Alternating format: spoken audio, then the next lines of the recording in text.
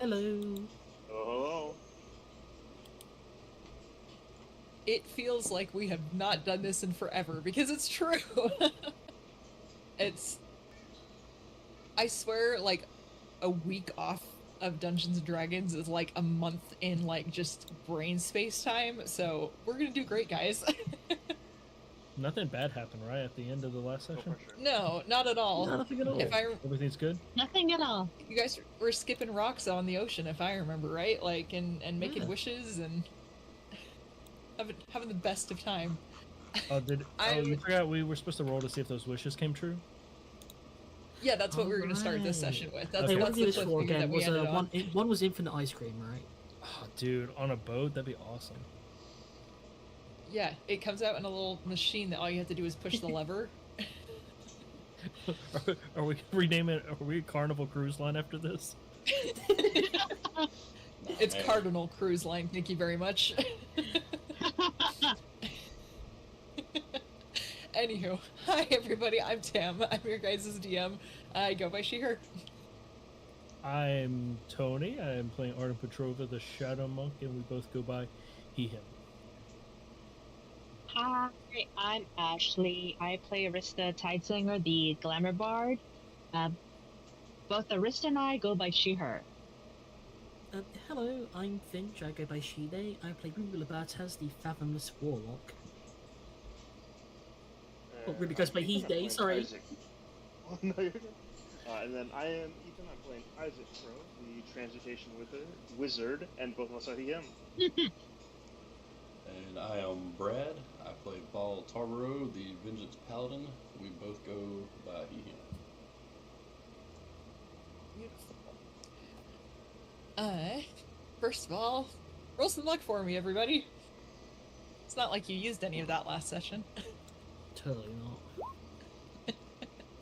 Hooray! Yes! I generally don't remember how much I had, so I'm just gonna say I had 0 because I feel like I did. If I I used remember all mine. right, I think Ruby used all of theirs. Pretty Yeah. sure Artem used a lot. I can't remember if Isaac needed it too. Oh, But yeah, I was know I at zero. used some. Yeah. I know I think I was down to like 5, so I think I'm back up to 11. I think, Nice. give or take.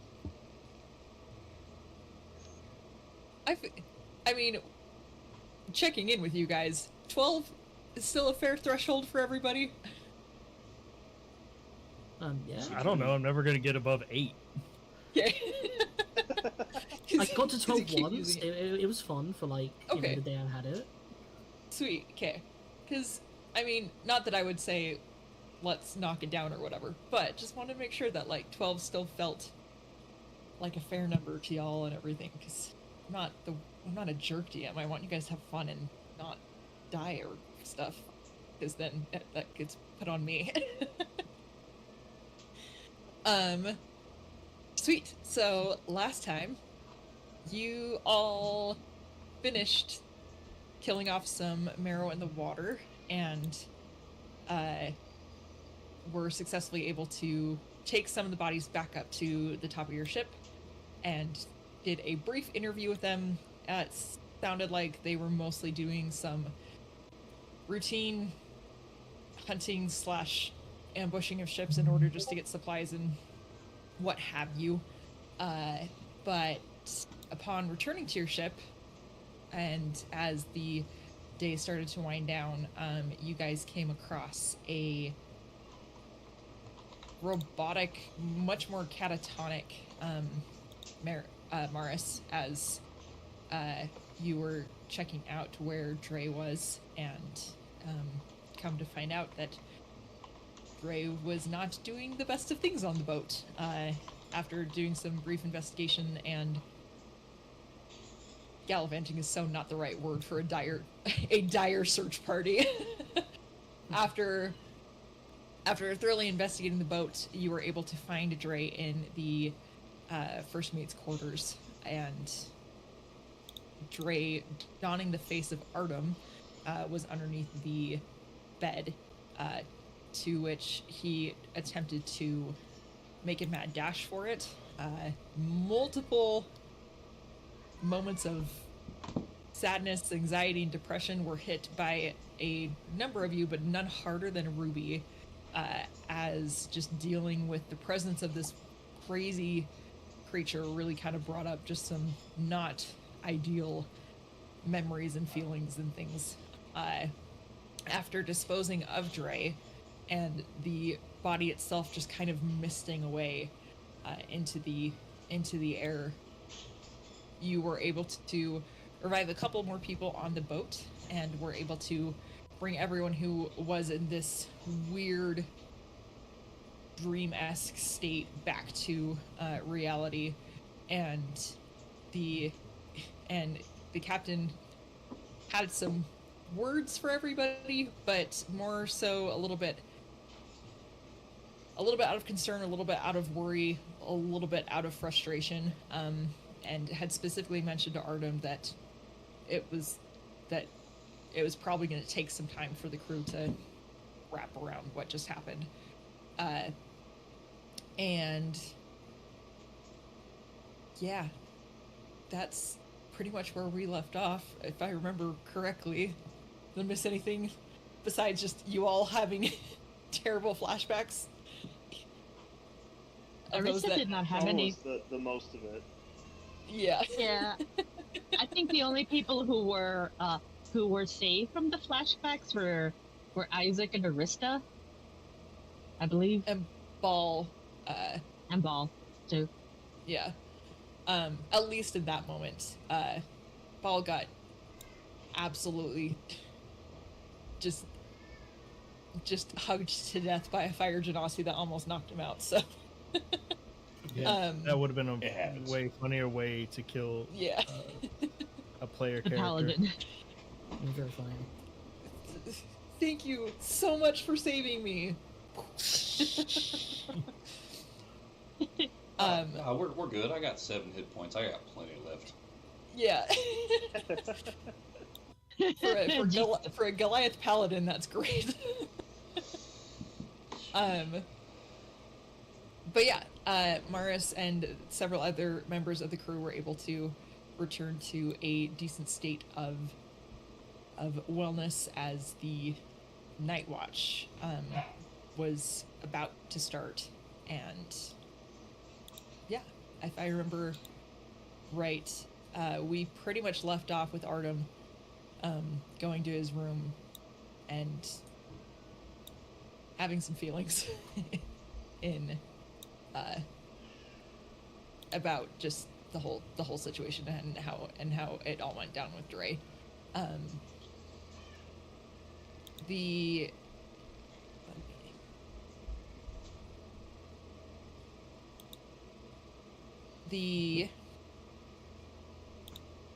Night Watch actually does not go to get you, Artem. They let you, especially with how the day went, they are going to leave you be for the night. So if all of you would like to roll for your long rest, and while we are long resting,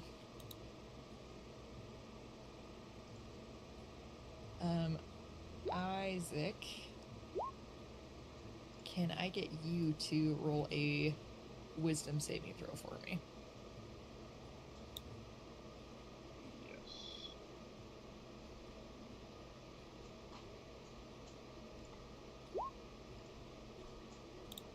I'm gonna spend 3 luck points on that. Okay.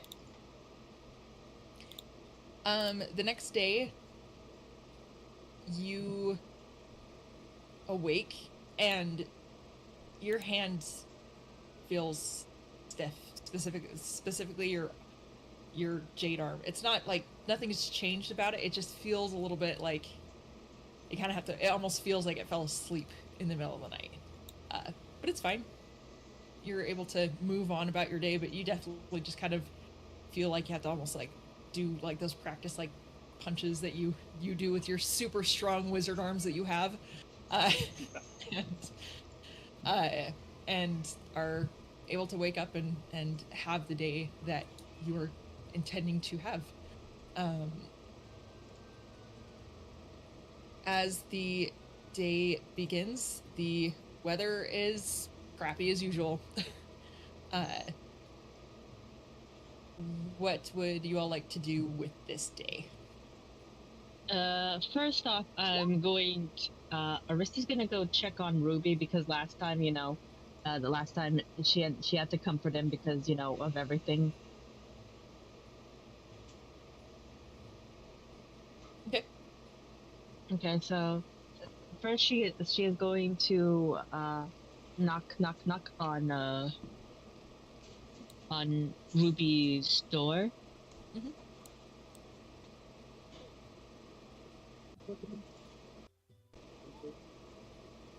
Sorry. Uh, Sorry, Ruby, I don't think we can hear you. yes, I did not understand that. Hello, can you hear me now? Yes. Yes. Sorry, I had to fix my mic. No, you're good. No, you're I good. You're think- good. I think Ruby, despite everything, he's still shaken up. Like, he can't quite hide that as much as he's trying to. But it looks like he's putting on a brave face, just like gives you like a, not like his usual smile, but kind of like it's still a smile, kind of like a half-hearted one, just like oh, hello, Mister. Yeah. Hello, Ruby. Would you want some company today? I mean, I am going to go up top for a bit, but are you okay? I know after everything, I'm not sure if you would like to have someone sit with you or prefer to be alone. I'm not sure. To be perfectly honest, I don't think I really have a choice in being okay or not. I have a job to do. Then would you like to come join me on upstairs to see how to play a bit, and then we can see what we can do to I don't I don't know, maybe to see how you feel, or just be I- have proximity to each other and not talk. I think I could tell you a little bit about what affected me, but how about that performance first? I mean, I do want to try and learn to play someday. Mm-hmm. Yes, I think this time around the little bit of cheeriness after everything. So she takes in the flute, and she will like put out her arm for her, very very gentlemanly, like put out her arm for Ruby to take and accompany him upstairs. Ruby is going to play into it and take your offer and is going to go, oh my, you're sweeping me off my feet. Well, so I do not know if I have the strength, but if you want me to, I can try. It was a joke. You do not have to. I know, and she will just give him a pat on the shoulder, as there are probably go like arm in arm upstairs. Everyone's gonna be so confused after this, like they saw Ruby in last night. But yes. Ruby, as you are walking with Arista, your eye blinks. And there's like a little tear that builds up. And it stings a little bit because it's really salty. But for a brief second, you just feel this little, like, it almost feels like there's like a skip in your heart, as it feels like you're getting just reached out on both sides as much as there can be. He lets out another tiny little smile, knowing there's someone out there looking after him, here and away from here. And it reassures him that he does have a job he needs to do.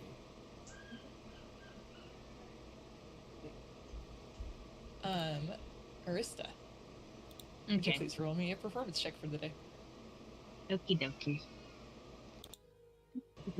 Come on.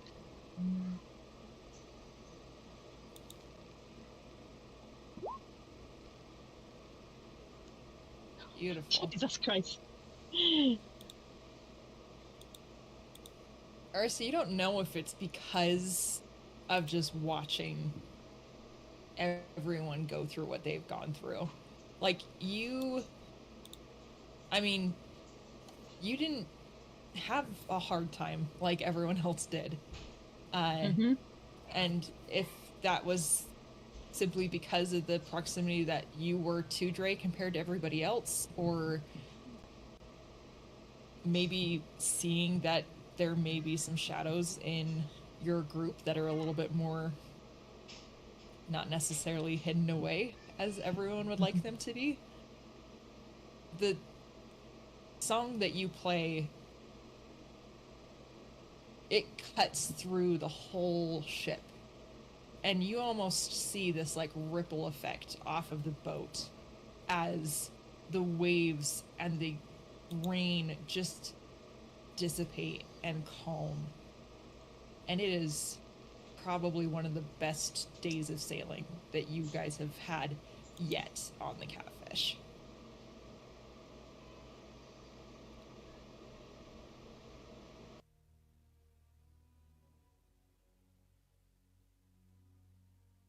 And Ruby, probably as you're seeing this,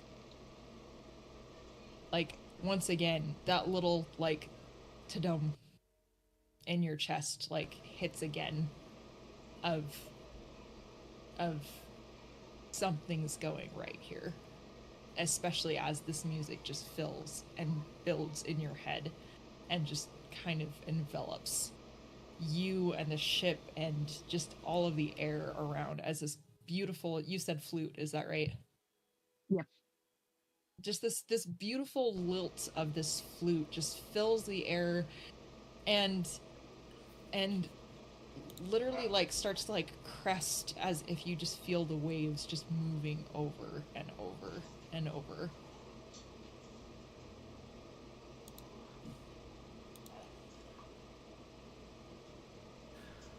He wonders for just a second if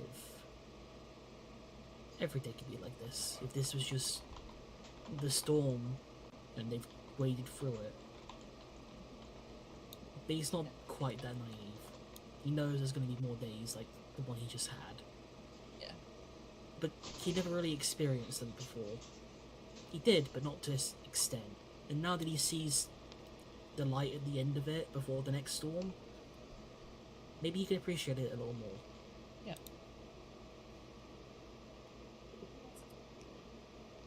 Anything else that you would like to do with your guys' day? Ruby will have a talk with Arista after the performance. Yep. She will instead, since it could be a little too, like, having the memories in Ruby's own room, she will offer her own for a bit. And she will sit them down and she will hand over the straw doll that she got from shore for Ruby to hold on his lap. He'll take it, give you a nod, thank you. And then just breathe in very deeply. Okay. Where do I begin? So, you'll know my name is really Ruby Silvertail. What you might not know is I am the only son of a noble family. My parents, they didn't have a child because they wanted one. They did it because they had to. Because there was a legacy to fulfill. They never really treated me like a child. I was more something to show off. For quite a time, I did think that maybe there was someone who actually loved me in this family, but I soon found out they did not love me. They just loved what I could be. They loved what the ideally represented. The first time I messed something up, it was a rapier on a mantelpiece. I just wanted to hold it. I did not know what it meant or the history behind it. I couldn't have been more than, say, 7. Yes, a child should not hold a sword, but the way they reprimanded me, it felt like I let the world down. It's from that day forward I started to realize that it wasn't normal. The stories I heard, the people who told me tales about their time out on the actual city and meeting people, it all became so foreign. It was like I was hearing about an entirely different world I stuck behind a cage. That is to say, they were not good times. And this thing that we fought, whatever it was, seemed to make me relive that.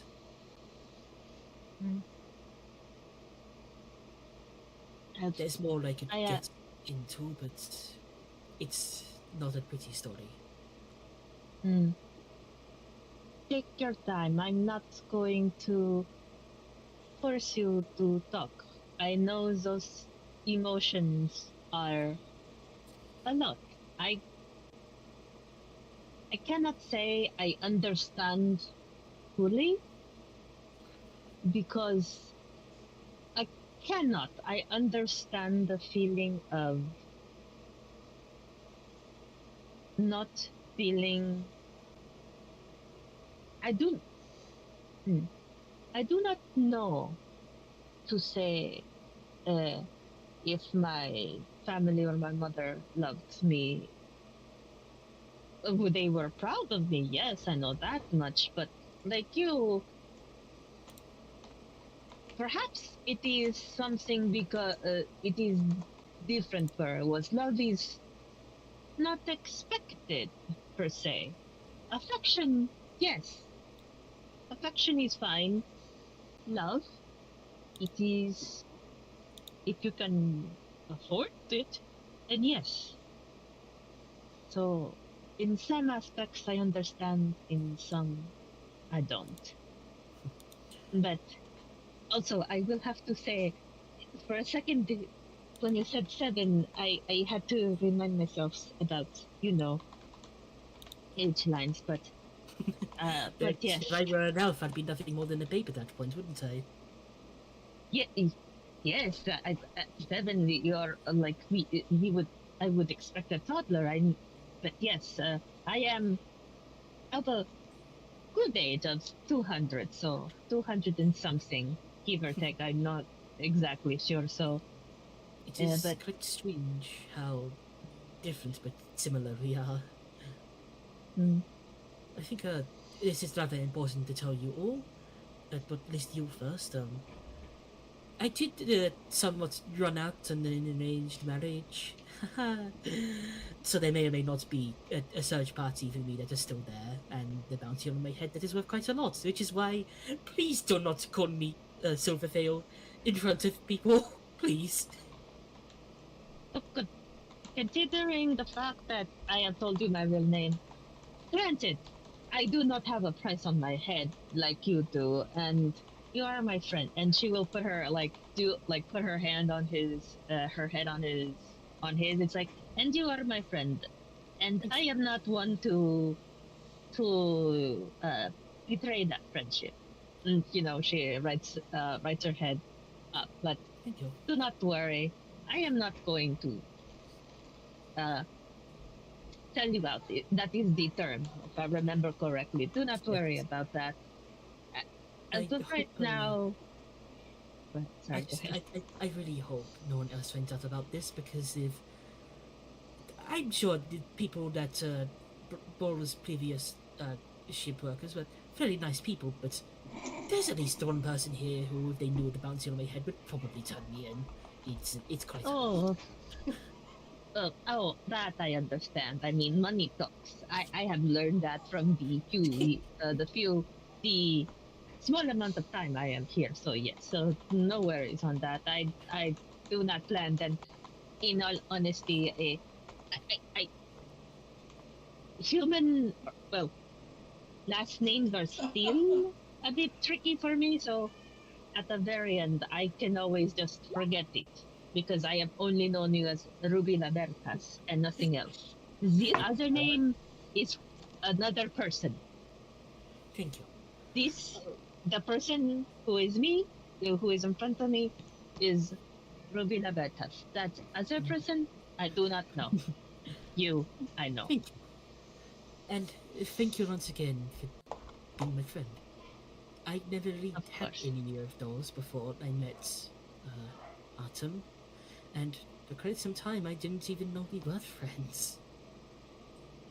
Mm. I suppose that is nice. I have friends now like you, Artem, Of course. Isaac, even Val, even though we do not talk. Granted, all my other friends were animals, so I don't know what that says about me. Granted, a few of them did understand me and just I would understand when they were displeased with me, but again, that is very different than somebody who actually, returns You the chat. certainly, And you I certainly have have sisters. you do. They do not count as friends. Yes, they do not That's a count bit as friends. They are my sisters. You know, you certainly had very interesting and hilarious tales to tell. Mm, yes. I promise I shall tell you someday about all the weird human things that I found on the ocean. Some of them we got to keep, other the times, uh, we just left them there. The amount of gold, though, we never picked that up because what use did we have underneath the water with all that gold? Could I tell you something that might be a bit uncomfortable to hear? Go ahead. I um I came into this with the goal of freeing Lady Helena, and I've kept this even from her.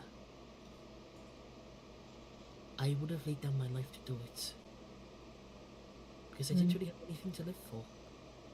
But now I have you. I have Artem. I have people who actually miss me if I go missing, and now I actually care about dying, and I'm nervous because they very well could. We all could doing this. Mm. Can I say something about this? I did not live in a kind place, so this death, that was a thing that happened, and unfortunately, my mother occasionally did have to end people's lives, not because she wanted to, but their suffering would have prolonged things. So that to me is both a friend, but someone I do not wish to have known well. But I am See. glad you know that you should not go and embrace death because perhaps it is the long live it me and miss. I do not.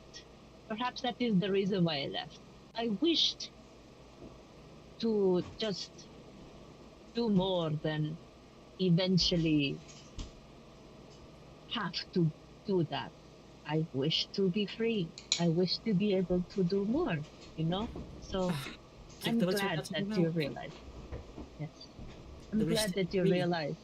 The wish Hmm. to be free is what inspired me, and is what inspired you. And Hmm. that's very much alike. Hmm. I'm glad. But do not think that death is the only way to free this, your goddess. We will find a way to free her without the need of you sacrificing yourself. And even if you do, I swear to all that is holy, I will find a way to drag you back. If only not to slap you, okay? Oh, my face is already hurting just imagining it. And she will like pinch their cheek. It's like this is a preview. If you try to do that, I am not using the strength I used on my sister. I promise you. If I use that strength, this would actually hurt. I get it, I get it, you have a whisker! And she lets go. Right, I better get prepared for the evening. Thank you, Yes. Elizabeth. Truly. Um, you're welcome. And if you ever need the dolly to sleep, just tell me. I brought her because she is pretty, and as a child, I've always seen human children have those. And dolls did not last underwater. So I got myself Something, this. something like this for me? Nah. You go over and sit it on your bed, and we'll go. Someone as beautiful as you needs someone to watch over you. And she said, "Charmer, you are. Now go. I am going to go see. I'm going to take a walk around the sheep to see if anybody else needs perhaps some cheering up, or to see if there's some sort of card game to play or be taught. I know lots of sheep have that, so You're very good at cheering people up. If you ever need some help, I'll be right behind you. Right. thank you. Good night for all this time. Bye! Goodbye. Okay. Arista, especially with the amount of time that you spent with Ruby, it's probably later in the day by the time you're walking around, and making sure that everything's okay. Mhm. The vibe on the ship just is not, compared to what you guys struck out as. Mhm. There definitely is like a feel of just tension around, and it's not like anyone's really talking about it, but like there's definitely not like a point of like jovialness that's throughout. Everyone seems to kind of be like looking over their shoulders a little bit and that sort of thing. If you were to go to talk to someone to see if they are up for playing cards or like teaching you a game, you definitely get kind of brushed off, especially Okay. with this crew, that they're extremely appreciative of your talent, but like you're all still relatively new to each other, and so they're not just going to be like having this incredible heart to heart like you were able to accomplish with Ruby, or even just bust out a deck of cards and pretend that it's going to be okay. That's definitely the vibe that you get being out on the boat at the moment. Oh well, if I can't find anything today, Arista's just gonna go back and keep studying the Draconic for Dummies book to learn a bit more on. Beautiful. Isaac, you would be so proud. There's so much like spit flying just against the wall. Like you can just hear it through the walls of just trying to get the incantation and the gutturalness of Draconic right. You think she said you're not sure if she said woman or fireball, but they sound you're very concerned on And what we the are- fuck. Yeah, And moving we are on. very grateful that Arista is not a wizard in that moment.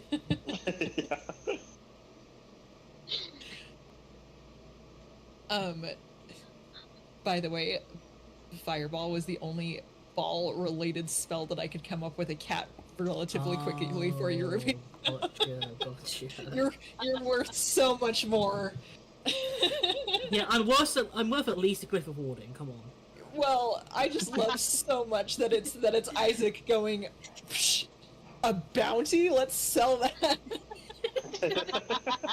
There's a reason Ruby hasn't told him. Yeah. And I mean, let's play who spent all their money when you guys were at Trust. Beautiful. Isaac and Ball, anything else that or anything you guys want to do with this day? I would like to go and try and find Ball if possible. Yeah. Not hard to find. Yeah, I'll go to Ball's chambers and kind of a little sheepishly kind of knock on the door. I'll answer. Politely.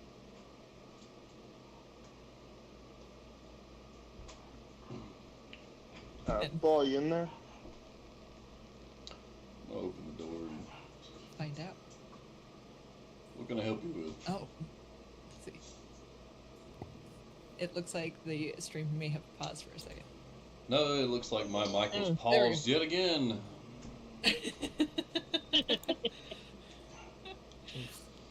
Isaac is knocking at your door, Ball. Hey, I'll rip it open. Hey, I notice you seemingly have a knack for searching for things that might not necessarily belong on the ship. Just wanted to run through the ship, make sure there's nothing else on here, and I could use some help. Are you looking for anything in particular? Well, not really. But I'd rather be safe than sorry. I mean, I don't think there's a second one of whatever that thing was on here, but I think it would ease everyone's minds a little bit. Very well. I can definitely help you with that. I'll just go ahead and cast Divine Sense to see if there's anything else around.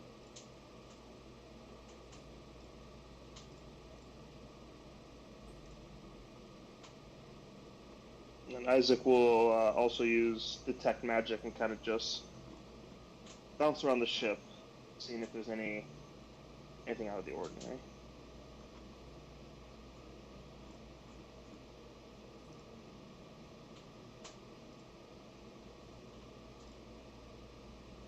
Tam, we can't hear you.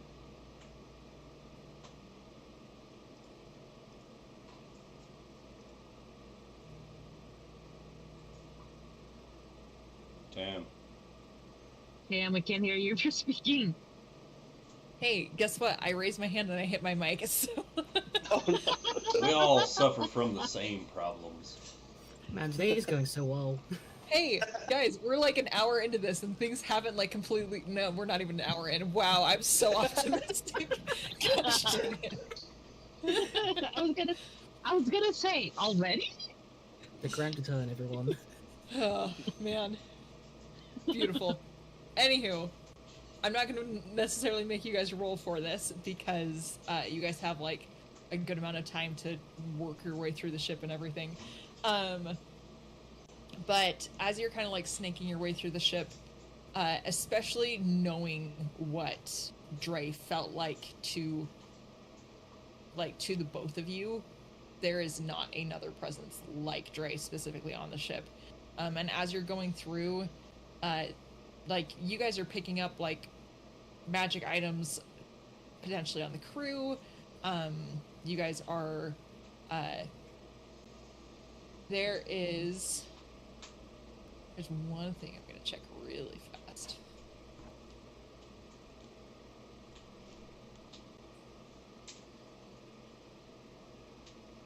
Just for That's very Ding. difficult.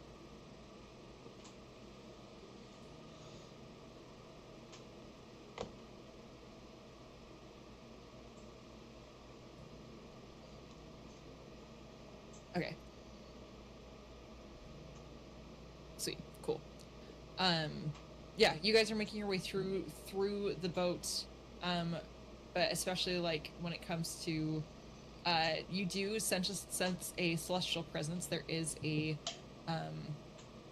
the cleric that was on, the cleric that was there earlier. She has a little bit of a glow to her as you're walking through. There, and Ball, probably you would pick this up more than Isaac would. It's not like an actual, it's like if someone, like the ping that you got on the Asimar, it's like someone turned that like way down, and there's just like a very faint, a very, very, very faint ping coming from Artem's room. But then it dissipates, and then it kind of flickers back, and then it dissipates. Like, but it's so faint that like it, you almost kind of have to check yourself to be like, okay, is that actually a thing? Was that while we were passing Artem's room, or just in general on the ship? Just I mean, like as you passed Artem's room the first time, no ping, And then later when you go, like, as you're snaking through, there's, like, the tiniest thing. And then later when you pass Arden's room, it's not there. So it's kind of, like, that's what I'm saying is, like, it's hard to say, yeah, awesome. And actually, with how some things have potentially progressed, you also get a very, very, very faint ping from Isaac's spellbook, specifically of undead.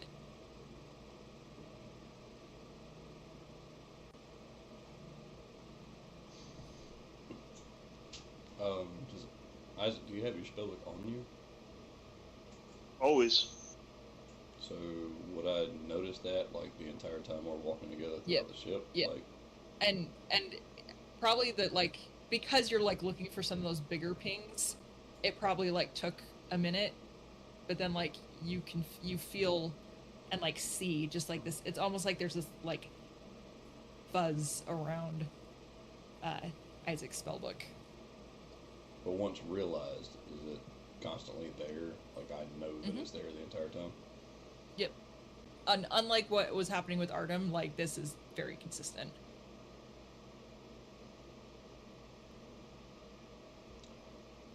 Isaac, is there some form of creature attached to your spellbook?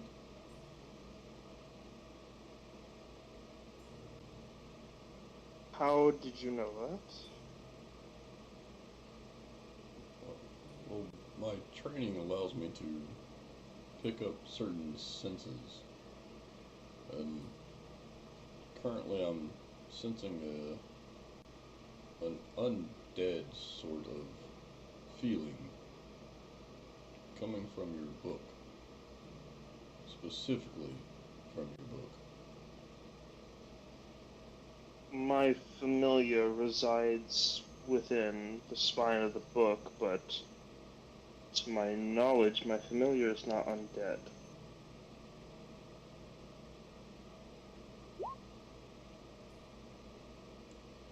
I'm I'm gonna take my spellbook out and kind of command Nyx to appear. Please roll a persuasion check for me. Oh no! I just want to see how angry he is when you ask him.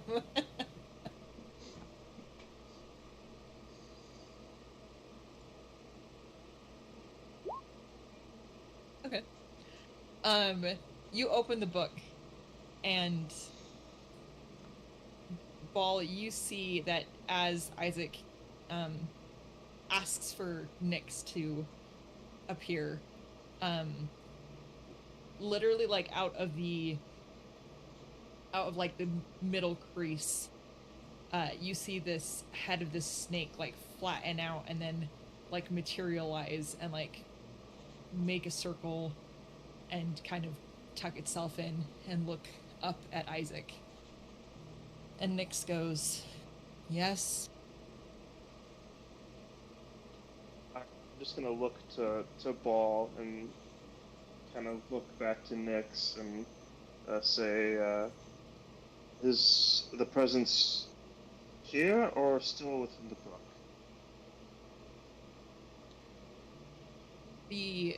With your divine sense, this creature is coming across extremely fey. Fey. Mm-hmm. But the fuzz of the undead seems to be still on the actual book.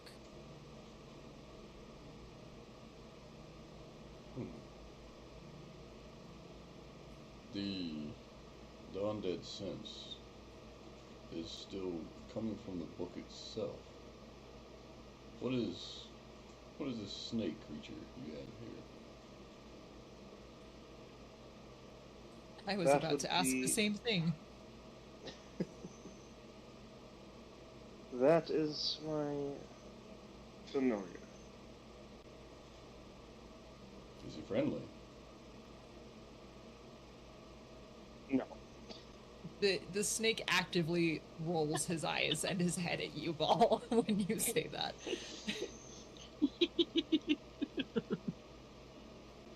Would he respond if I were to ask him a couple of questions?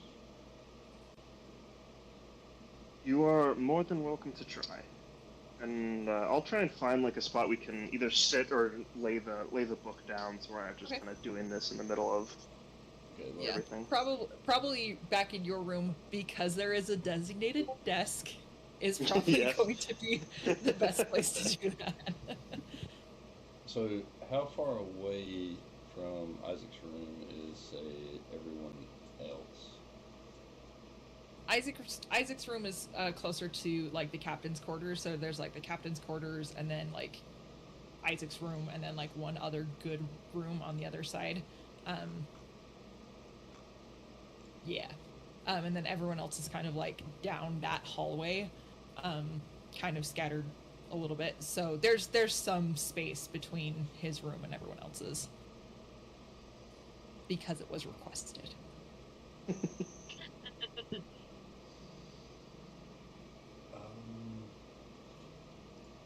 Okay. So we're in Isaac's room then, talking to a random snake. Yep. Can I cast Zone of Truth? Sure. Specifically on the snake itself. Yeah.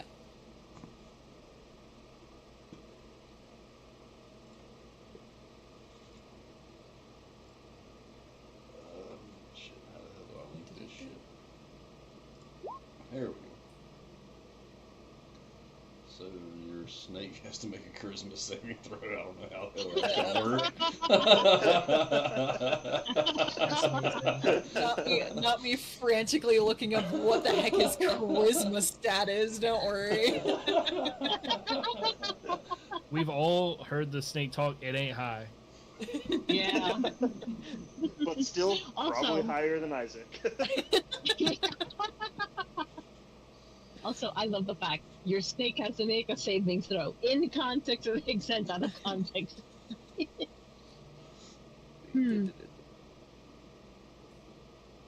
Okay.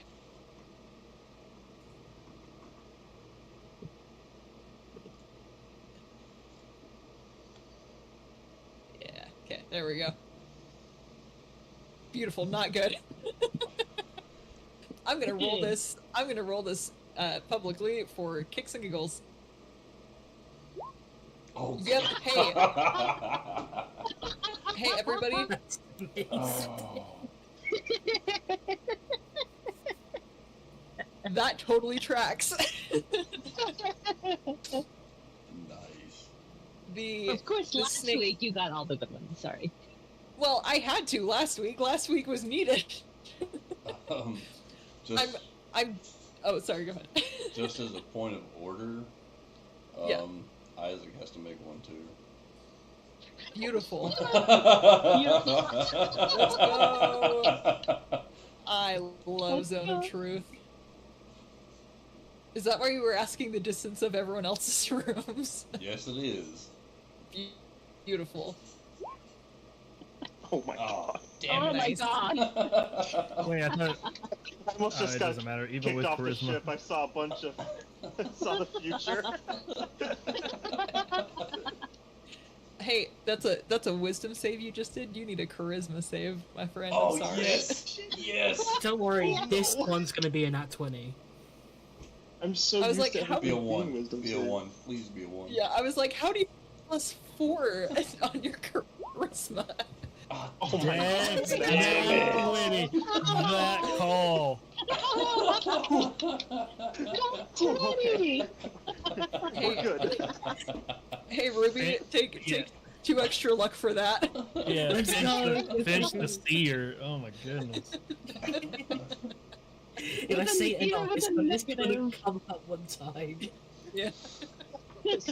Just waiting for Ball to spend all his luck and just be like, let's lower that a couple notches. It wouldn't matter. Damn it. Oh, that's so good. Wow. Man, Hang on. It's- Can I use luck to lower his roll? Technically, yes. It's Oh. 2 per. Oh, 2 I don't per think you 1 could to drop lower. it. Yeah, I don't think you could drop it low enough, even if you had 12. We can all contribute some luck. None, Oh my. none of the rest of you know that this is going on. If anything, I could. Nyx would. Ooh, hang on. I'm rolling for Nyx. 1 second. Oh, Okay. If this is above a 14, Nyx is going to contribute some of my luck points to lower that for Isaac. that's yes! Yeah, that's No. palatable. Sorry. That's right. it's like that's the most Nick's Oh. thing possible. But he's so Nyx. He so would have done it though. Anywho, continue. Damn it. That's not what I wanted. But anyway. Alright, so, I would like to ask Nyx, where he originates from. And he can't lie. Nope. Okay. He turns to you and goes, "From my book? From, I guess I shouldn't say mine, from this book, if you will." How did you find yourself bound to this book? How do any wizards find familiars? They wiggle their fingers and say some words and poof. I'm here whether I like it or not. Where were you before? In the Fey realm? What were you doing there? Minding my own business.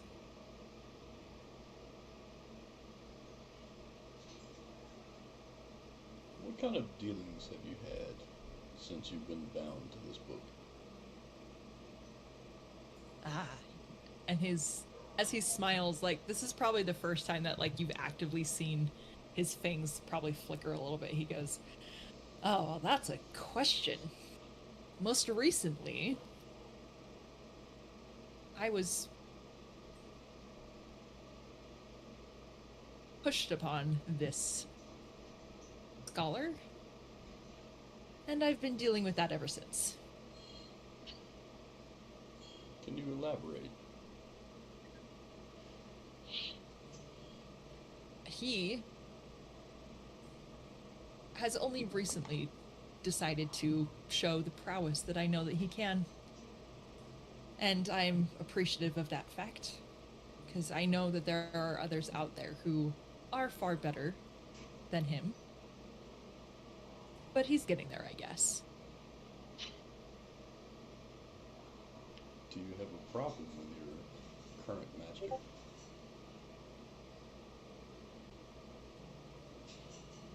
Specifically worth the word current. Yes, you could say that.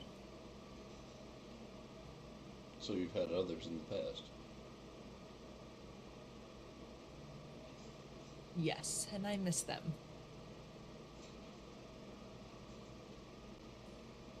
Why would you think that this one could not be better than they are?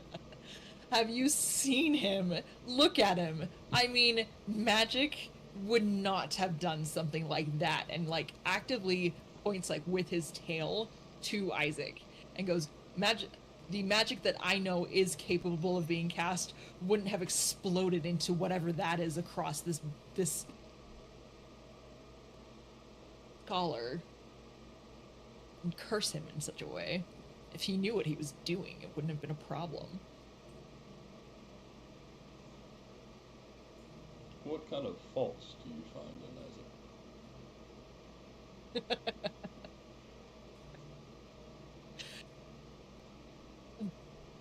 Oh, do you want all of them? I have time.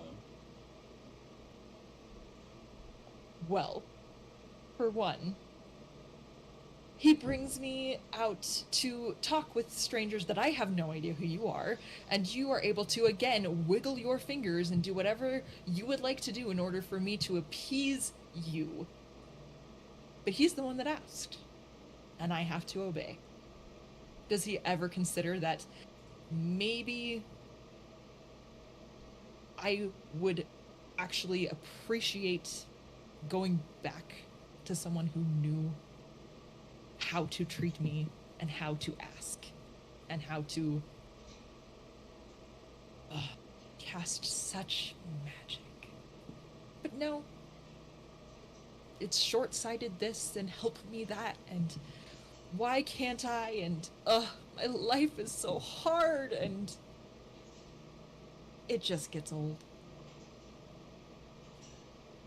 So you're upset that he can't do the same things as your previous masters, but yet you're not willing to help him attain the same level?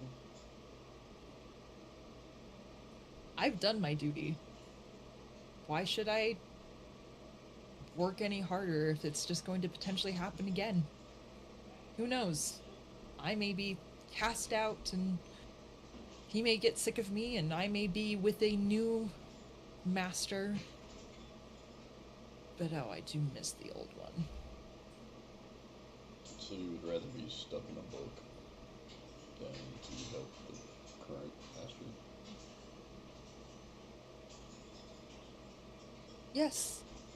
The book is nice, the book is safe, the book is warm, and I get to go home when I am in it. Instead of out here getting to deal with all of you. It seemed to me that the book itself is what holds you. If something were to happen to the book, what would happen to you? I'm a familiar. I would go back. Back to the And- Feywild. Yeah, until someone else were to summon me. Has that happened But- before? Not since I got tied to this book. So if this book were to burn, you would merely go back to the Feywild, or would you perish? That's how magic works, isn't it? Depends on how you see it. If you're bound tightly That is enough, how I see it. And as- I am not of this plane. So I don't have to be here, aside from the fact that I get called upon. So, I'm gonna look to Isaac. How long have you had dealings with this familiar of yours?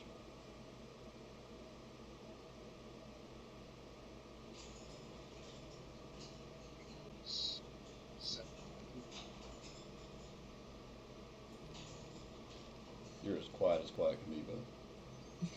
No. I think I was 7. So he's been bound to you for quite a long time then. Has he always been, well, has he always had this kind of attitude towards you? Yes.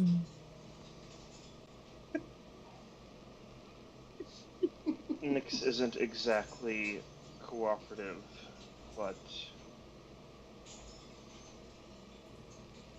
is possibly hold some answers I need. What type of answers are you looking for?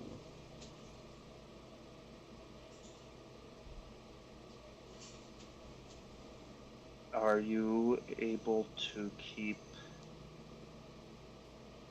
a secret, I suppose?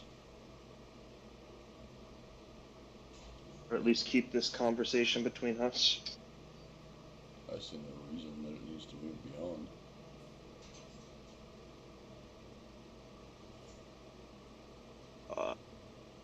Oh, do you need to be the one to ask the question, or am I the one that can also ask?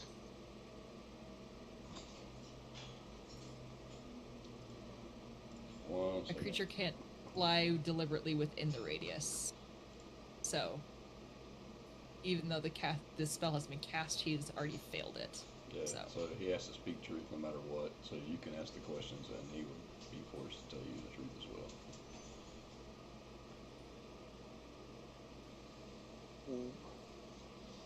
Was it by chance that this book ended up in my possession?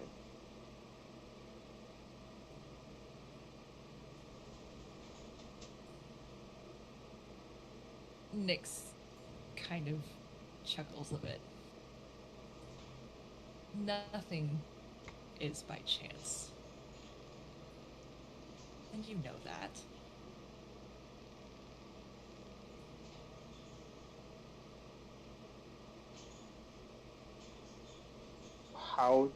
How did it end up in my home? Now,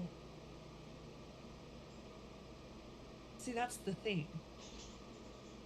All I know is there was one moment that I was being summoned to inspect a home, and the next thing I knew, I was getting my head crushed by a foot. And then you opened the book and summoned me for the first time. Who was the previous owner of this book?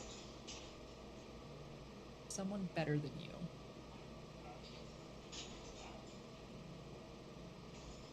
What was their name? Oh, please.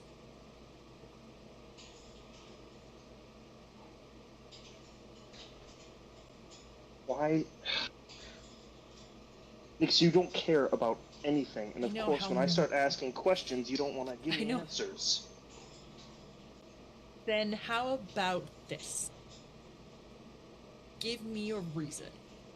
You gave me one the other day. And you know what? In good faith, because of that, I blessed you. This book blessed you. You are able to do things because of us. So be grateful for that. But you know what? Because I know that this is possible for you, find me another one like what you found, or anything else in regards to that. Better yet, if you can find a stone tablet with markings of the arcane on them as if they were a spell scroll, that would be even more divine. I'm not saying that I'm not willing to help. I'm just saying I'm not going to do it for no reason. Nix, you clearly don't like me. I don't want the book. Once, I kind of quickly glanced at Ball. Once I figure out a way to fix what I did, then I'm done. I can bring you back to the Feywild. I don't care. If you want to stay in the book forever, sure, I'll put you on a shelf somewhere. We can be done if you help me. Make a persuasion check. Oh boy.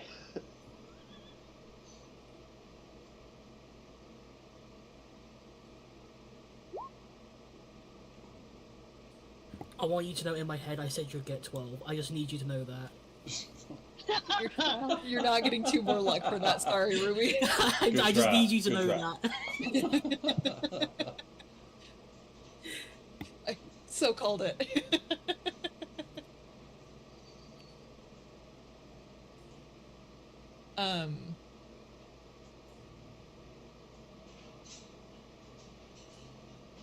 Nyx looks to you and goes, "Okay. Then let's do this. I'll help. But I do require that you find more of those kinds of books that you have found. That incredible feat that you were able to accomplish under the water earlier, that was because of those kind of tomes. There's power in jade magic.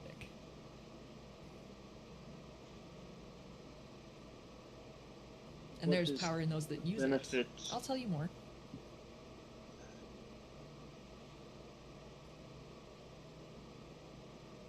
Why do Sorry, you what? care if I find these?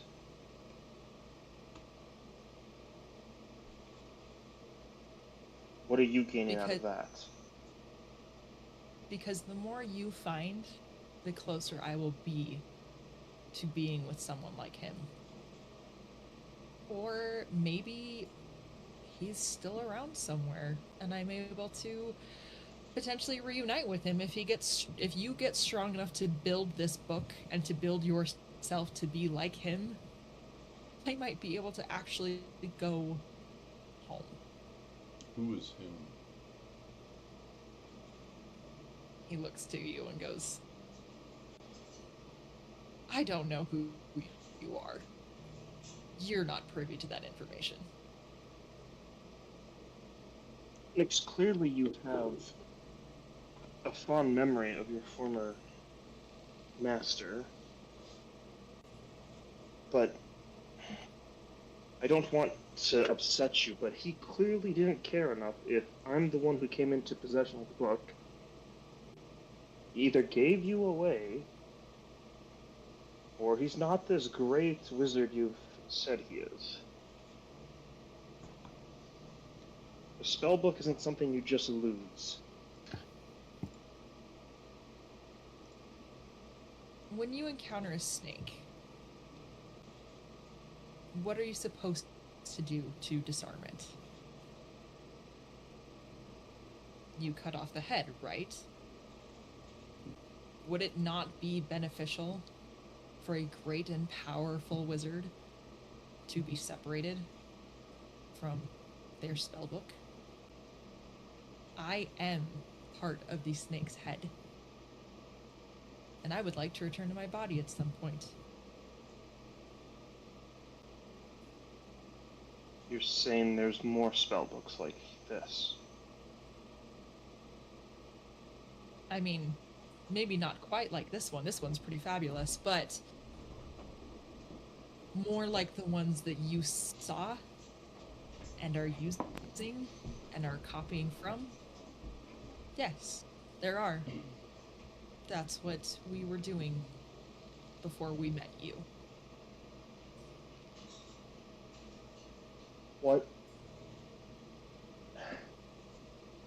What is the purpose of Jade? These books, my arm, everything seems to tie back to that.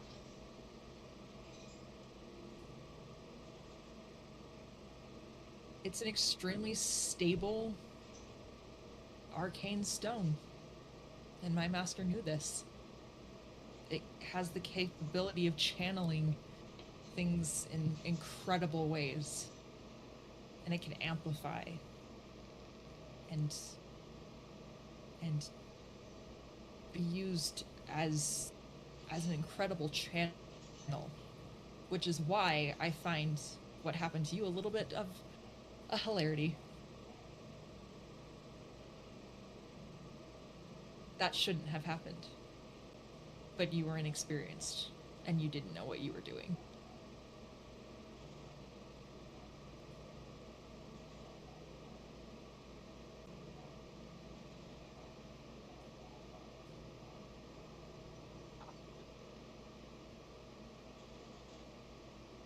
Just kind of look to Paul and say,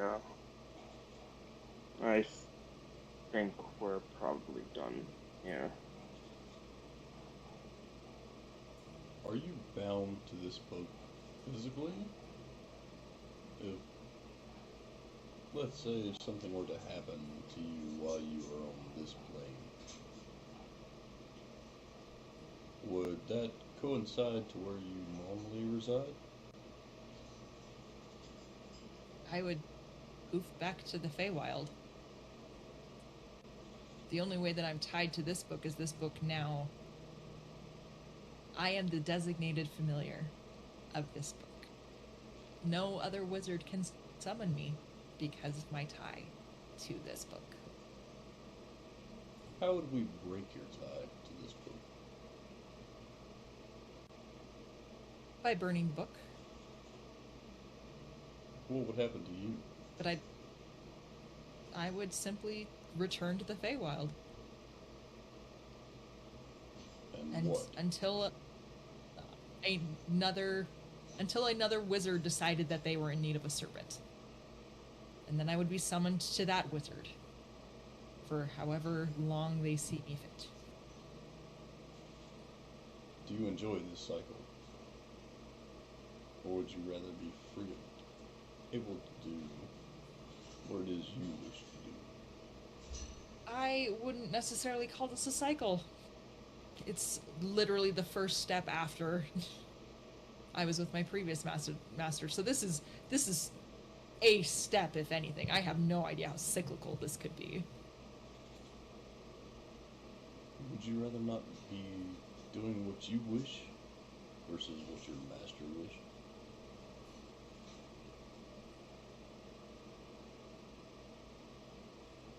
If my master was my master, I would do anything. But that's not him. But yet you come when he calls. And of course, I am tied to do so. So you contradict yourself. You do as your master says, but when your master calls, you do not help.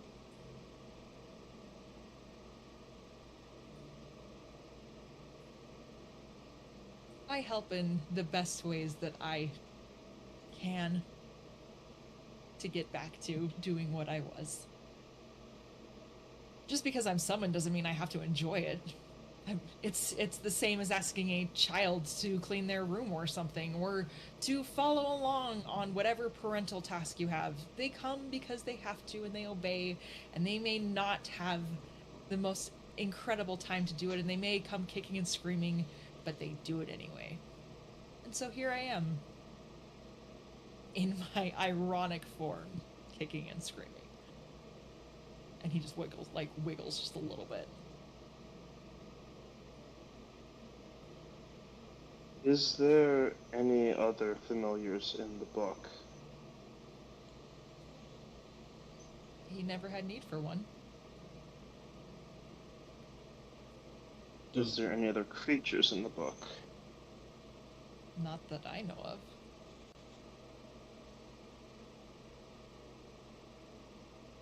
Does the book itself show any kind of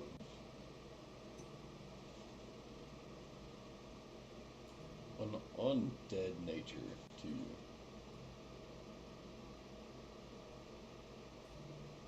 Looks like a book to me. I mean, it's made of dead trees. Maybe that's what you're getting.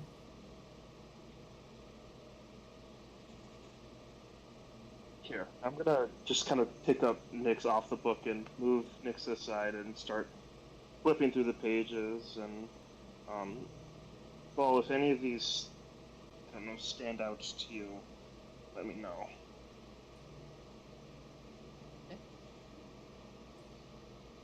As you flip, there's a section of the back of Isaac's spellbook that appears blank. And that kind of that's where the most of the fuzz is, towards the back of this book. Where you can see, like, he's kind of filled in his own stuff. There's not really anything there, but further back where there are some blank pages seems to be.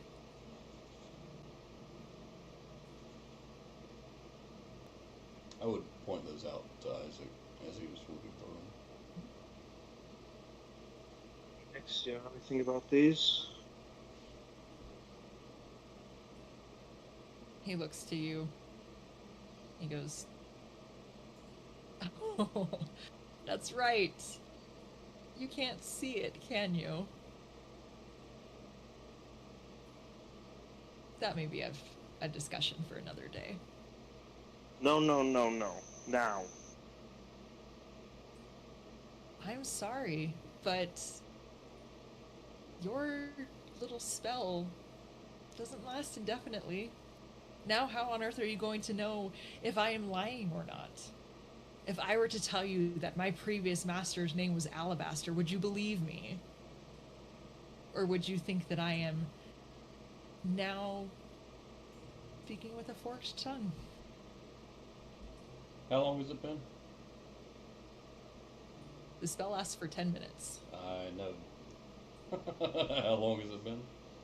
How long have we been talking? I have no clue. We have been talking for more than 10 minutes. Well, I can tell you, me and Arista finished our conversation at around 3, I think. Maybe 3:10. Yeah. And right now Yeah. it's currently 3:46. Shit. by the time that you guys got there and just be like between like thinking about what you're doing, it's about now when that spell would be ending. Okay. I can't see it. I cast it again. Artem. Oh, okay. Oh, shit. Oh, shit.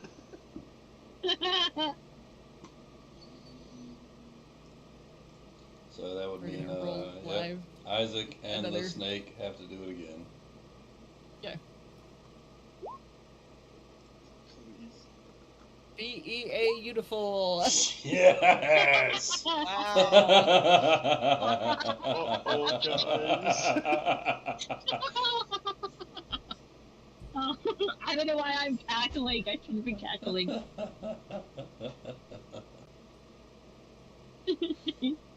Paul's eyes suddenly turn red as they turn on Isaac. I have so many questions. I have so much silence. Yeah. You cast the spell again, and Nyx literally looks over to you and goes, "Really, is that necessary?" For this kind of conversation, I believe it is. Fine. What do you want to know?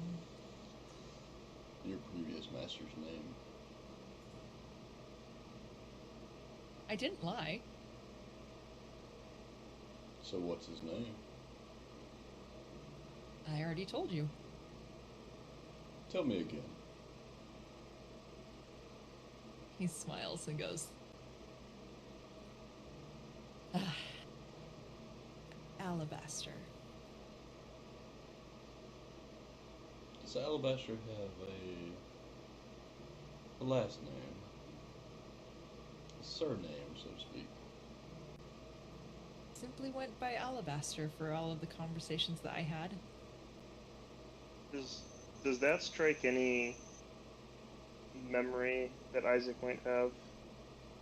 In any tomes or anything he's read? Go ahead and roll I'd say an Arcana or History check for me.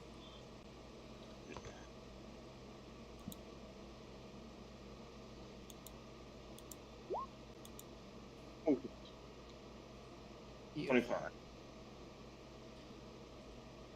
In your studies, particularly within Scythe,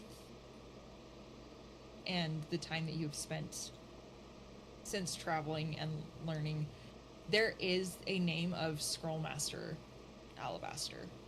And he comes across every once in a while, mostly as kind of like a side point to transmutation. There are some, specifically when it comes to like melding stone into things or things into stone. Alabaster is a earth genasi, and so he tended to specialize within that realm of transmutation.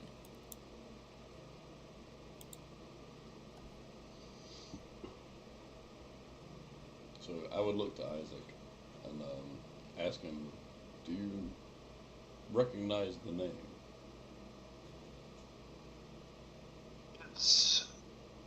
Yes. I don't know much besides it's often referred to as Scrollmaster Alabaster, Earth Genasi. It's specialized in transmuting stone, but beyond that, no.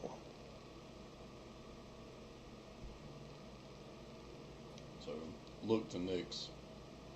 Does that sound like the previous master you had? Very much so. I told you I didn't lie.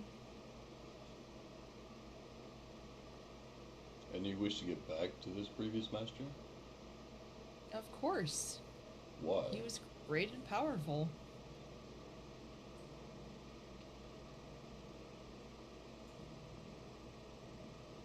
If you had the chance to meet your god and see all that they could do, and watch them shape the world and turn it and twist it, and use their divine magic to do so, would you not just be in awe? That is what Alabaster was to me. And I was with him for long enough to see him do incredible things. Who's to say that Isaac can't be the same?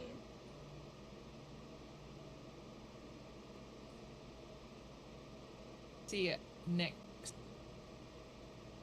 slither up Isaac and go down and wrap around his jade arm and goes, because greatness doesn't make such bad mistakes. You say his arm is a handicap?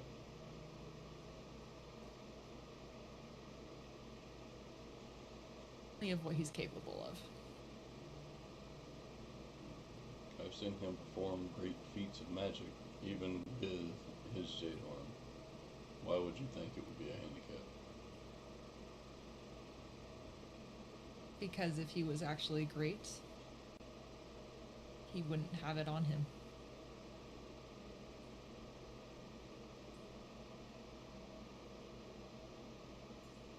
Isaac, do you... Well, you not probably saying- notice Isaac has his fist, like, very much bald at this point. he's on the verge of exploding. It is taking everything just to not like squish and like. Oh, it... Yeah. Yeah.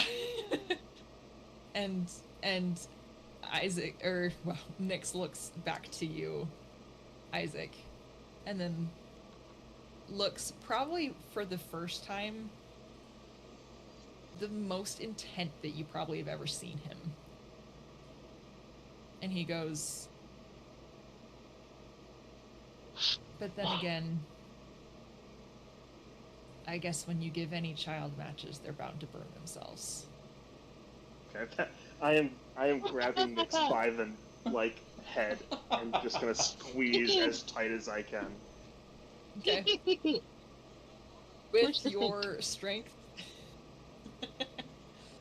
Here, let's roll some hit points for Nyx, shall we? Okay, sweet. Go ahead and roll a d4.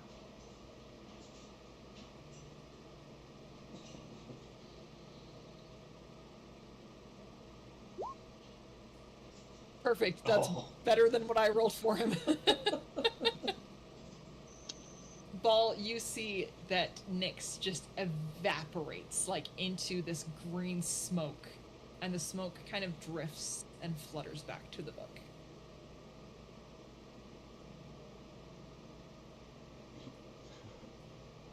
Did you kill him, or merely send him back to the book?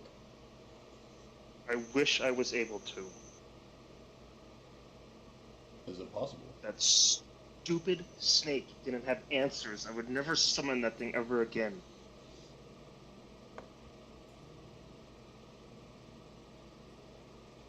Do you trust this snake? No. No, not even with the spell I don't trust it.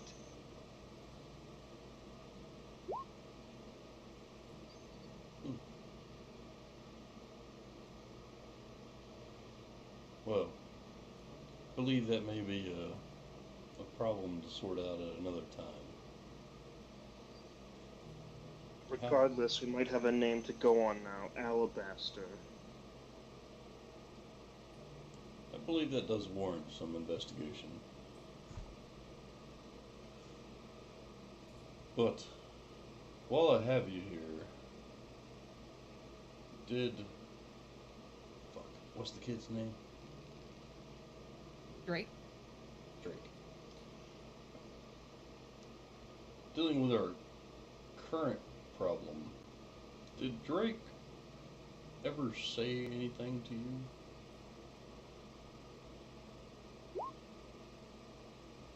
We talked briefly.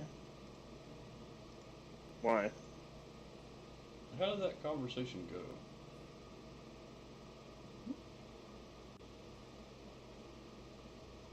It was not really a conversation, more of a unwelcome dive into my psyche.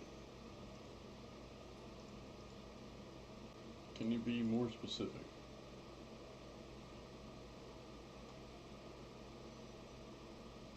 You are still in the zone of truth. I know. I know.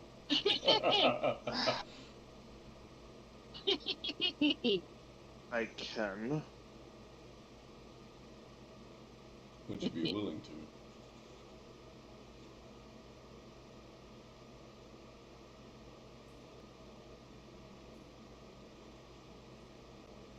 Mm.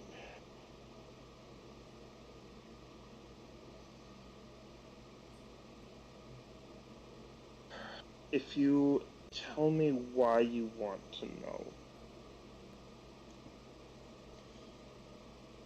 He seemed to have had an effect on quite a few people.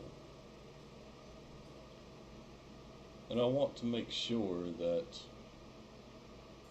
his effects were not seeded to the point to where they would cause dissension amongst the entire group and the rest of the crew. So I'm curious as to what his motives were and how he was able to talk to others to influence them to do what he wanted.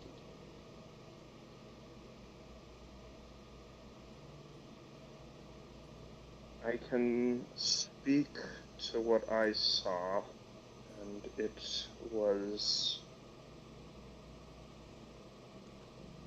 my greatest mistake.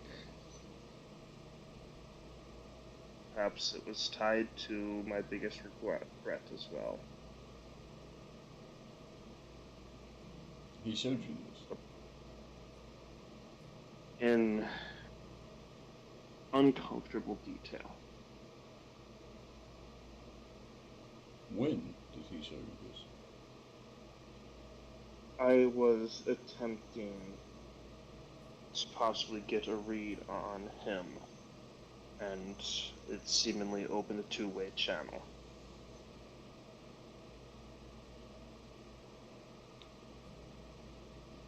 Was this when he first joined us? Or much more recently? No, Artem brought him to my room and said, try and talk with him as he was mute. I thought my magic could possibly get us a way of communication, but his way of communicating seemed much more aggressive. Why did you not mention this to the rest of us? Perhaps we could have helped you in some fashion.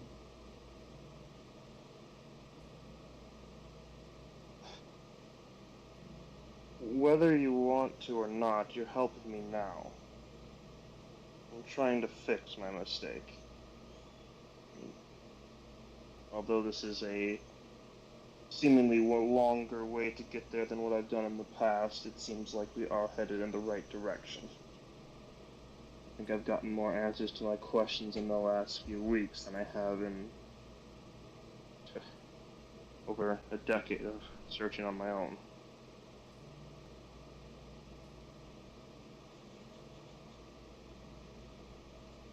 Would you be willing to tell me what Dre showed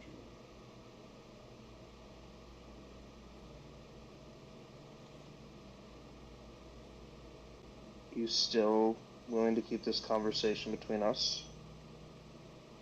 I still see no reason it has to go beyond us.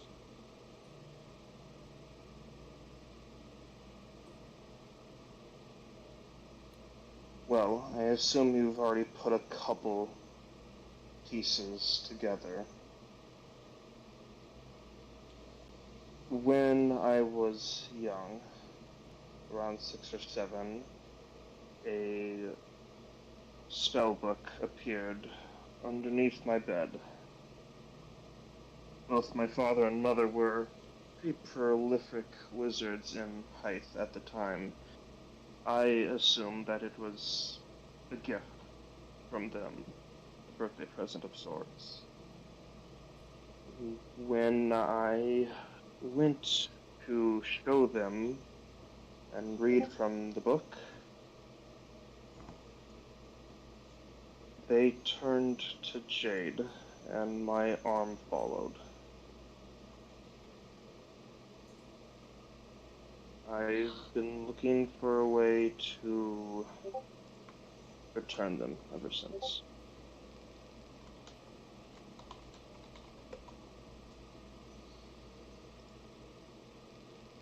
Your parents turned to jade.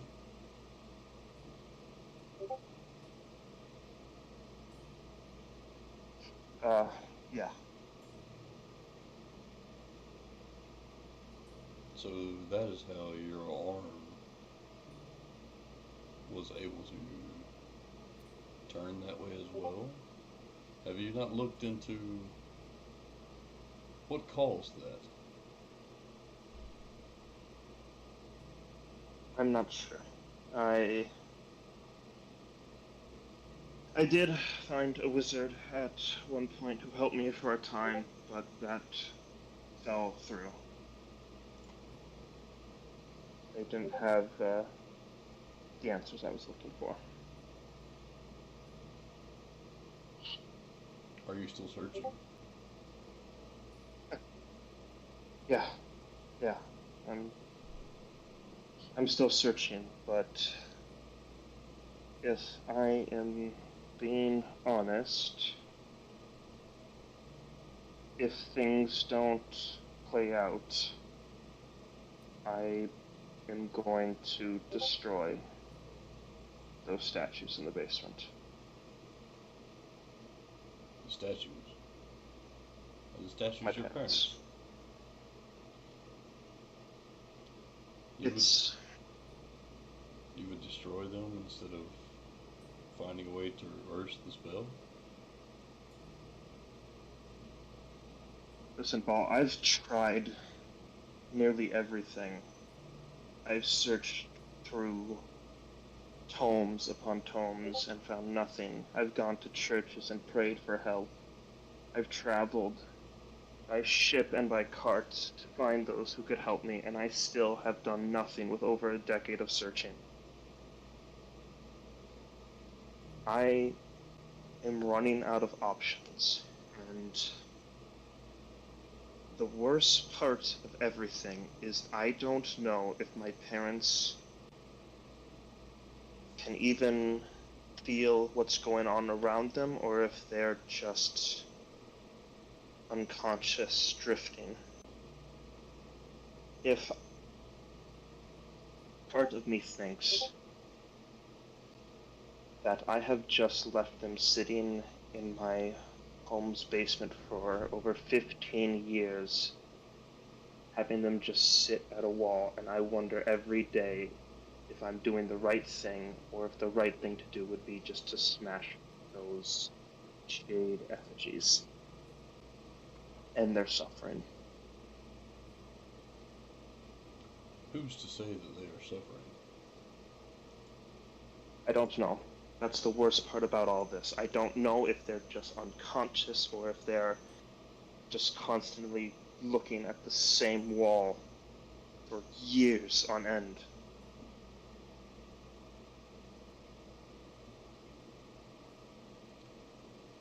If there is magic to turn them to jade, there must be some form to turn them back. You cannot give up hope. Even though it has been years, you cannot give up hope, especially on family.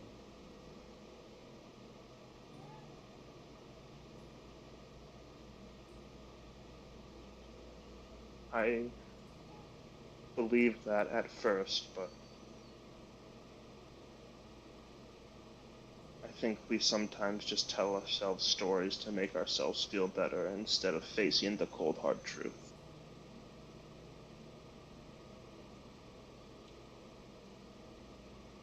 So you would rather smash them, make sure that they can never come back, than try to find a way and bring them back.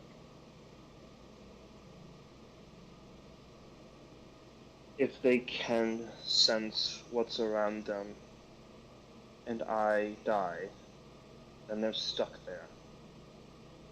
And then there is no hope left. They're not stuck. If something were to happen to you, the rest of us, myself, for sure, will continue your plight. If something happens, I can assure you, I myself will find a way to bring them back.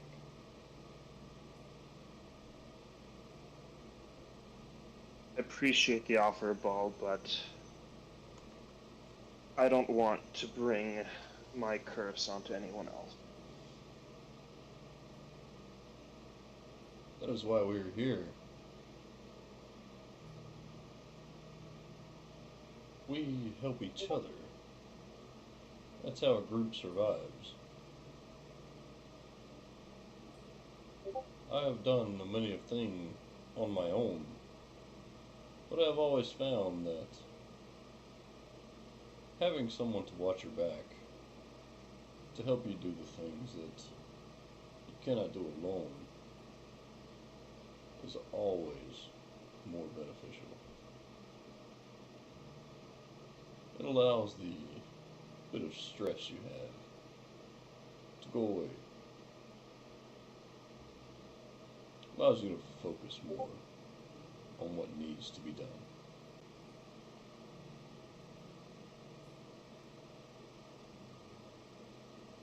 Perhaps. I think every day I'm with you all, it proves that that's the case more and more. But I've just been burned in the past, and it can be hard to put my trust in others. And excuse the pun, but I very much realize I come across as jaded. Everyone has a past. But know that I will at least do what I can to make sure that your parents are restored, as well as your own.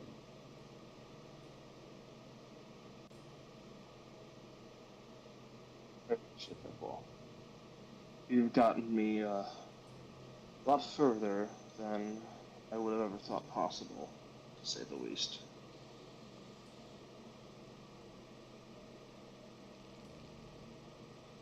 So, before I leave, I just want to make sure that the familiar in your book, I know you do not trust him, but I want to make sure that he is at least friendly to the point where he's not going to try anything to harm anyone else.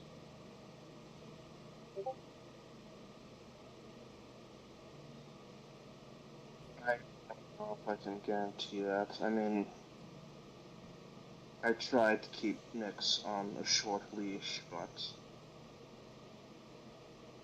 it can be tricky sometimes.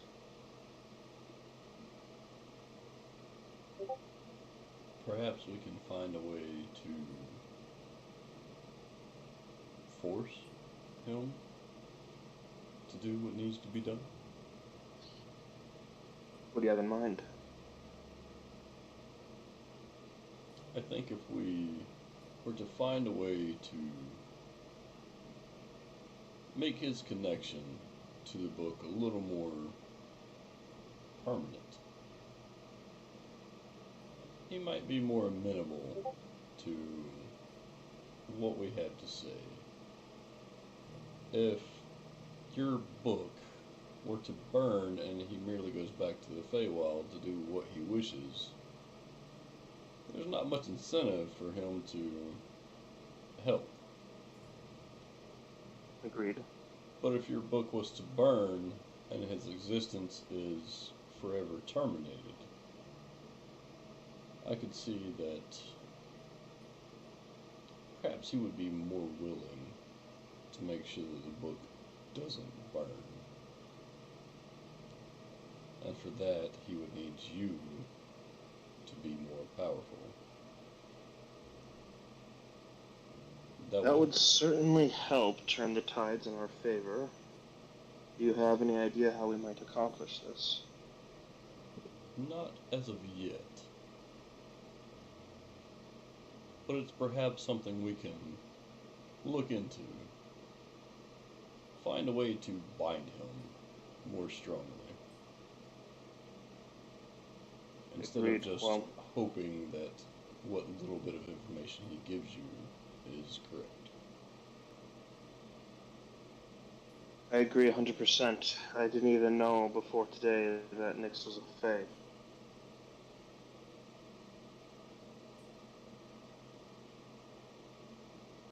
Well,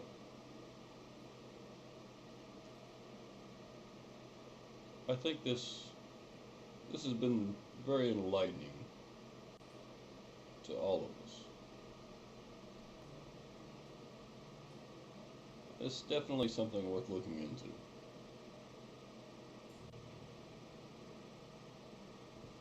I'm very much convinced that Nyx has not given us the whole story.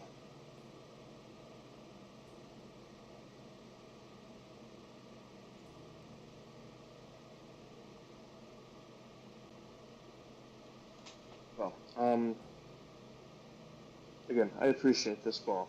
It's been incredibly helpful. Again, I just ask you, keep it between us.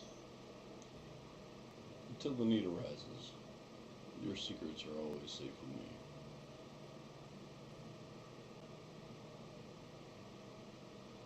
with me. At this point, I would turn and start headed out.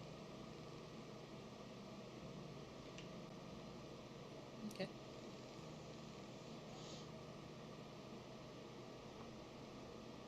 Ball, as you're turning to leave, the thought of those jade statues, like, doesn't go away very easily. And that feeling of loyalty that you have to your god and to the incredible symbol that Vidar is of protection. Something in the promise that you gave to Isaac sticks out. And you feel that Vidar is very pleased with you in this moment. There's a semblance of peace and I think growth is the best way to word it. He sent you on this and you joined with him to be able to seek vengeance for something and an unjust thing that was done. And in a way, that vengeance could be applied here as well. If you choose to continue on with that thought, there may be some good things that Vidar has in store for you. If he knows, not if, because he knows that you are taking seriously what that protection means.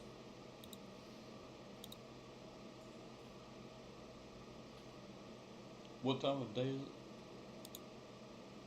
At this point, between you and Isaac searching the boat and having a real big heart-to-heart and everything, probably mid-afternoon for you. Probably took a good chunk of morning. And everyone on the boat, like, the boat is moving. It is moving and just cutting through the water. The sails are at full mast and you guys are cruising. And so, yeah, I would probably say about mid-afternoon, starting to get into evening times.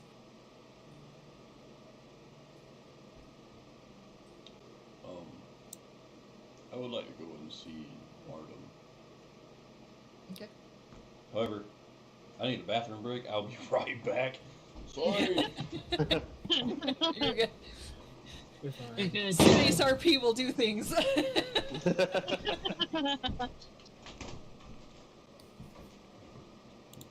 Oh, man. Just as a side note, Nyx is a fun headspace to get into. I don't know if I've ever NPC character quite like Nyx. I love it. I love it. He's such a dick. I wish to squish the snake. I mean, kudos to you, Ethan. You came up with the idea of, I don't think that my familiar likes me. Oh, yeah. Well, I'm like, when I was making Nyx, I'm like, how do I make it so, like, I don't just immediately kill this thing? Yeah. It's like, oh, yeah, it's, like, very important and has answers, and we probably have to get along. Yeah. And that is not what's happening. I know I said this in the thing, but I just find it the funniest fucking thing that Isaac is like, I've looked everywhere and there's nothing. Meanwhile, Ruby with the, like, you know, being in his sword, that is, like, super knowledgeable. She's like, should I tell people about this? Nah. Nah. God, the fact Ruby and Isaac just haven't talked to each other is just fucking doomed the narrative. I'm so excited. There's some gears that are starting to move. It's gonna be great. Also, so much about so much about parents. No, I Isaac told you clearly- all. Isaac clearly When had you guys were all loving making your parents. character. Yeah. The dickish parents are alive and the good ones are fucking Jade. Like, what are we gonna do? Yeah. Yes. What are we gonna do? Like, I don't even know whether Orissa's mother just, like, looked at, like, there was pride in Orissa, but that's about it. Love, I have no fucking clue. Hey, there's definitely pride in Ruby's parents. Love, I mean, they love to show him off.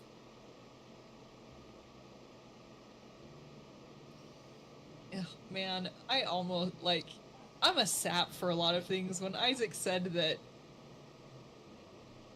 people just hold on to hope for no other reason, like, than just to basically to have something to wake up to the next morning, I was like, Yeah. oh my gosh. The fact that there are answers, but it's just because we haven't fucking talked in character yet. It's so good.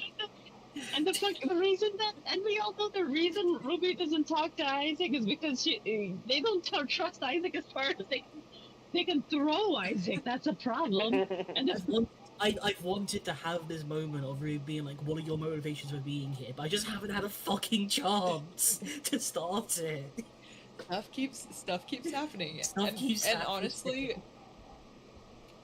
Isaac needed to lower his walls a little bit, so even if you had a chance to talk, I don't know if it would have done anything.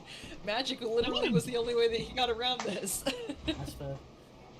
That's fair. Welcome back. Yeah, sorry. No, you're good. You're good. So, to Artem. Yes? Yes. I would like to go to Artem's room and kind of sort of hammer on the door. Okay. You thwack on the door,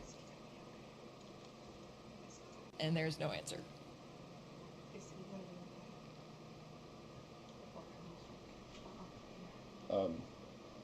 I would knock again a little bit harder this time. Okay. You pound on the door, and there's still no answer. Can I check the door to see if it's locked?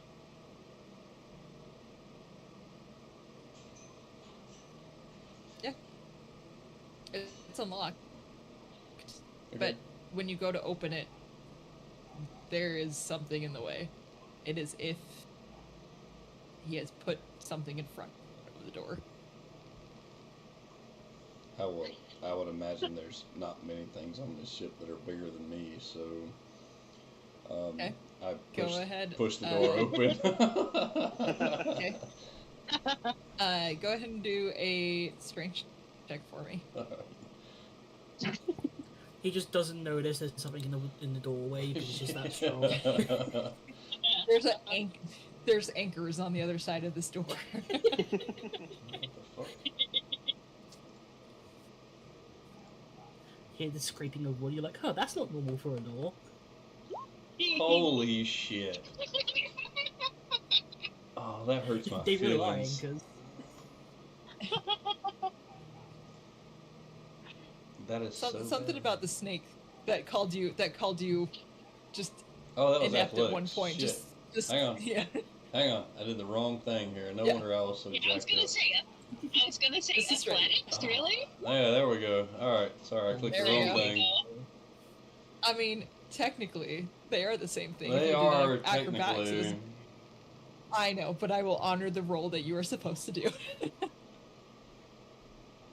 And so, Ball, as you go to push the door, it is as if there's a whole bunch on the side of this door, and you're able to reel back and pound into the door, and the door almost knocks off of its hinges as you enter into Artem's room, and the bed and a barrel of just stuff and a small dresser, everything is against the door.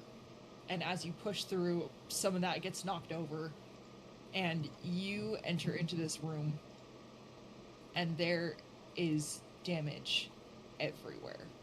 There is broken pieces of wood. There is claw marks across the walls, as if someone just in fury just raked their fingers across the wood. There's punches into the wall, and you can actually see that some of the punches look like they were done with fire, and some of them look like they have ice on them, and another looks like a piece of lightning shot across the wall. And Artem is in the corner, just completely disheveled. His hair that is typically very nicely swept, and his clothes that he seems to be very presentable with, everything just looks raked across him.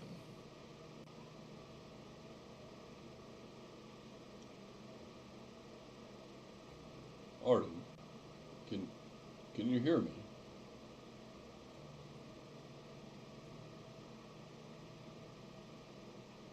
He's just staring at you.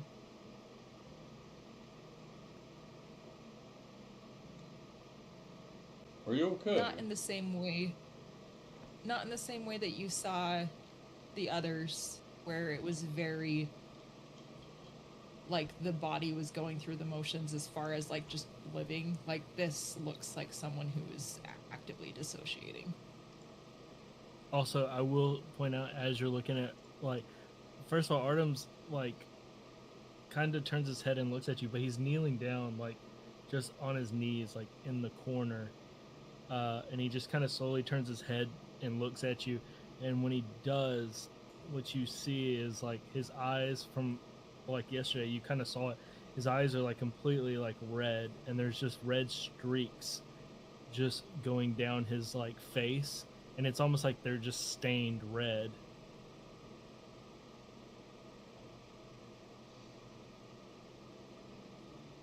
So I want to approach relatively slowly. Okay. Artem, is everything okay?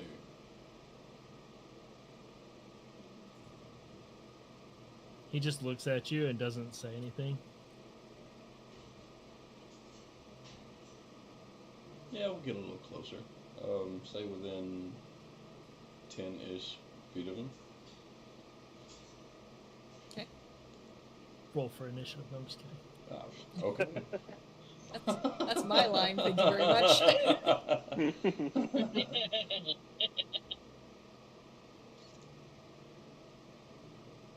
Artem, say a little louder. Can you hear me?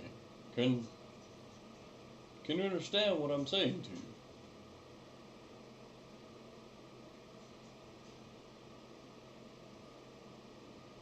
you? The figure that you see in front of you just stares, and you probably see a tear like of that red just start to fall down his face.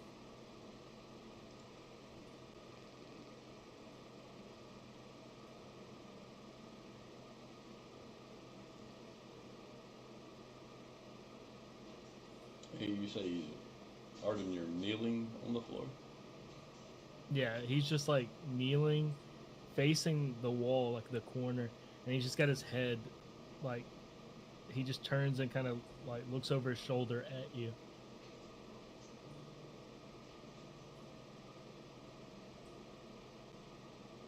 So, I'll move forward and just pick him up, like a rag doll, more or less. Just kind of like by the shoulders and Yeah, just, just the lift. stand him up. Or are you Princess Carol? But do it in kind of an angry style manner, just like run over like you're mad at your kid and you just like pick his ass up.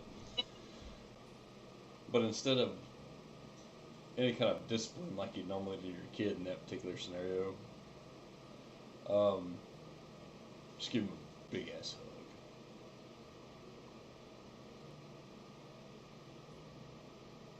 Won't say anything, just grab him. Artem just puts his like head like in your chest, and just you could just probably just hear it like as he just like breaks down and starts to like cry and just sob.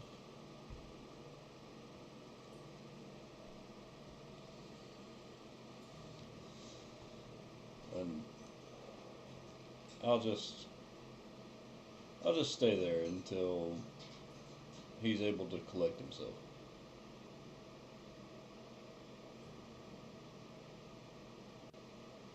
For a while,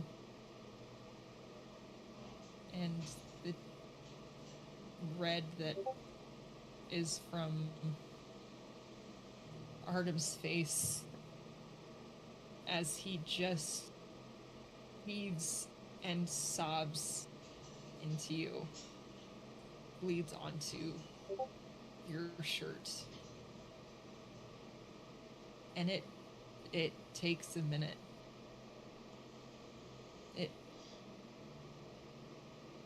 It takes longer than you expect for the breath to slow down, and very similar to the cling that Maris had given you. You feel a very similar amount of desperation here with Artem.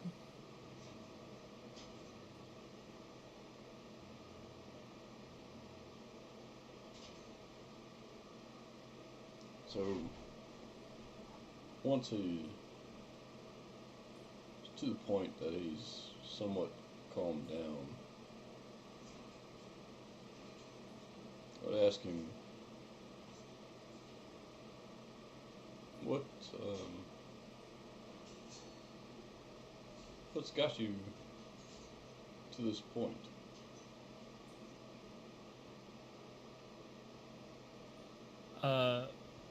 You see him.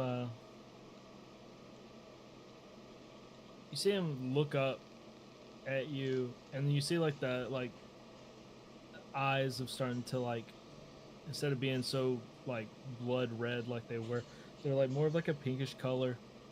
They're like lightening up where you can almost see like his actual like pupils and everything, and he's just like,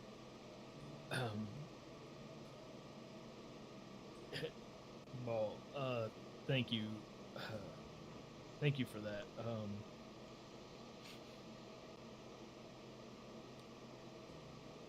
Maybe we talk about it tomorrow when I'm maybe in a little bit better of a headspace. But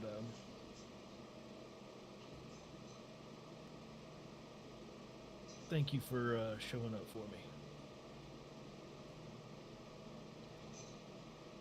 Take all the time you need. I'll be here. I'll continue to check on you. I want you to know that I'm still going to talk to the rest of the crew and the rest of our team to make sure that anything that has been done isn't permanent. I know that Dre kind of cast a bad light on who you actually are. I just want you to know that I fully intend to correct that. Well, thank you for that. Yeah. I just don't like when people look at me like that. It just does something to me. So, sorry about that. Nothing to be sorry for.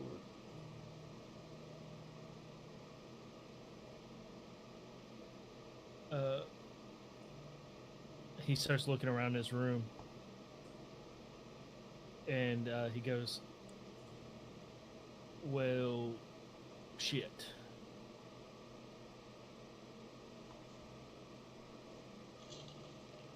How about we let's go get something to eat, possibly a drink. We can worry about this this predicament in about an hour or so.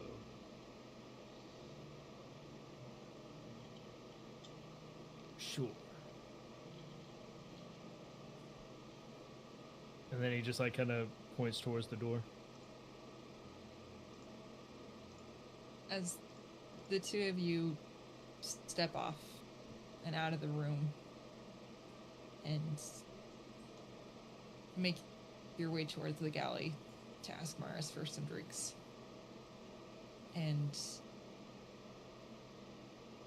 she smiles at the two of you, and she sees your face, Artem, and she doesn't ask any questions.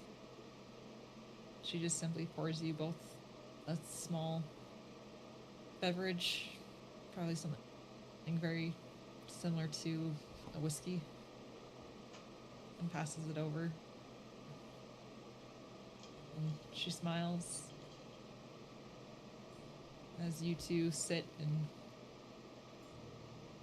just feel this minute of before going back to fix things. That's where we're going to pick up next week. Ooh. Hey! Super chipper session, guys.